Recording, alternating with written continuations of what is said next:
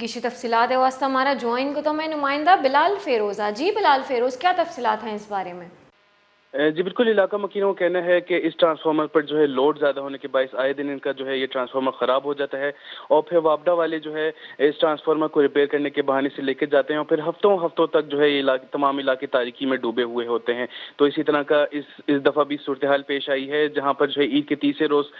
جو ٹرانسفارمر لے کر جایا گیا تھا ریپیئرنگ کی مد میں، وہ اب تک نہیں فٹ ہو سکا ہے، اور جس کی وجہ سے یہ تمام علاقے جو ہے تاریکی میں ڈوبے ہوئے ہیں۔ لہٰذا علاقہ مکینوں نے جو ہے پولیس حکام کے کہنے پر اور ان کی جانب سے یقین دہانی کروائی گئی ہے کہ آج شام تک جو ہے واپس ٹرانسفارمر نصب کر دیا جائے گا۔ اس یقین دہانی پر انہوں نے احتجاج اپنا مؤخر کیا ہے اور روڈ کو کھول دیا ہے، لیکن ان کی جانب سے صاف موقف ظاہر کیا گیا ہے کہ اگر آج شام تک ہمارا ٹرانسفارمر دوبارہ نصب کر کے تمام علاقوں کی بجلی بحال نہ کی گئی تو کل دوبارہ سے ان کی جانب سے احتجاج کیا جائے گا۔ جی بہت بہت شکریہ بلال فیروز، ہمیں تفصیلات سے آگاہ کرنے کے لیے۔